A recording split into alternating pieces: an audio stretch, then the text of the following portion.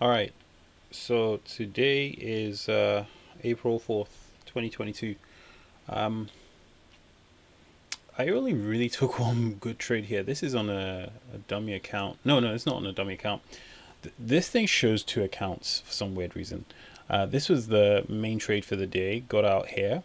This was me trying to just fulfill a an obligation with a broker. I have to essentially take a trade so that they keep my account active.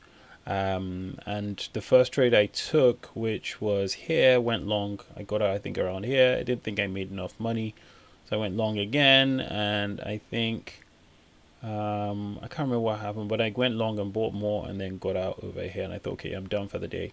And the reason why I went long, I should have just stayed long with my first trade because I put my stop here, but I wasn't ready because it was an obligation. I was like, nah, I don't want to lose this much.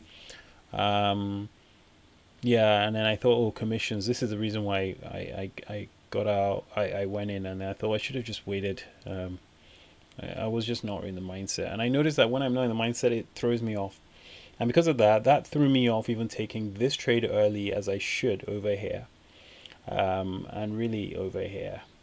It's funny because when I do the analysis at the end of the day, I know what I'm supposed to do, but at the time I'm too flustered and not really thinking. Like, really, I could have taken it long after I saw this inside bar, put my stop here, and then targeted this measured move. But, it's easy. This trade is hard to take because you're not, it's so early in the day. You don't lose so much. It's really far away.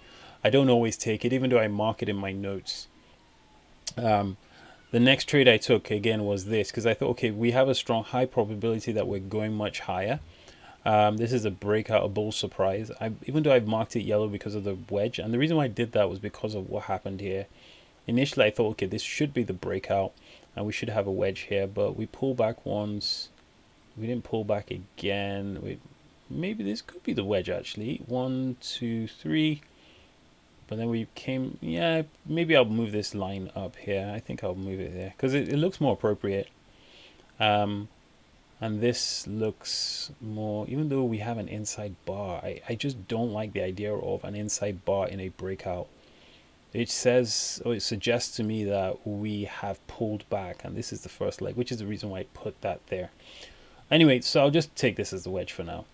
It just looks more appropriate, if that makes sense. All right, so took this long here, just above this bar. I thought, okay, and didn't really assess the inside bar, even though I saw the inside bar afterwards. But I went long because of this. Initially put my stop here and I thought, actually no, my stop is probably better here. But here was also fine because the reason why my stop being here was okay, for what had happened was we're in a bull trend. We had a major bull surprise. One, two, three, four, five, six bull bars in a row. Um, as you can see, I wrote six bull bars. Where did I put it now?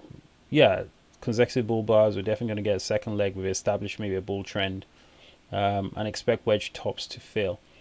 Um, and so I took it long here and I walked away. I had a target here, which was exactly 10 points above. And now, why did I do that?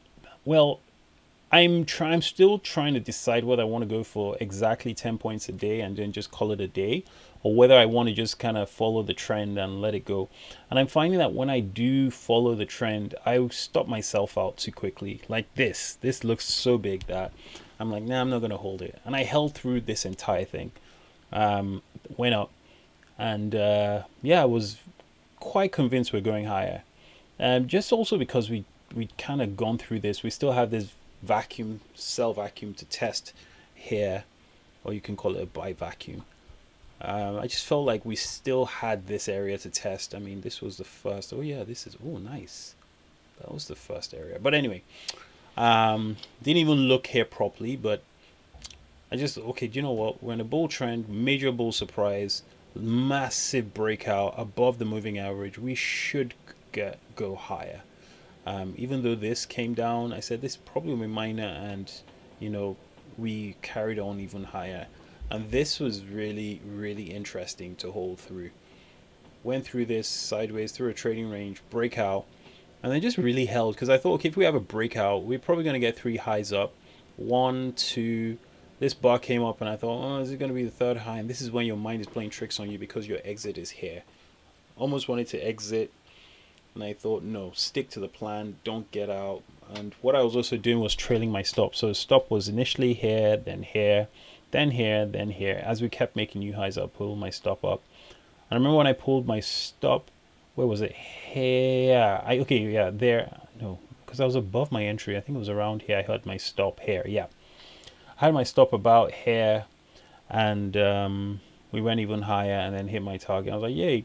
I actually wanted to go for 20 points, which would have been a further 10. So I'm even thinking that that too would have been good. I was actually considering going for a further 10, moving my exit. So that's 2, 4, 6, 8, 10. Here would have been a good exit just there. Riding this, going down here, coming back, I mean, you would have always been in profit, and then just getting my second, I did consider just exiting with one contract and letting the other one go.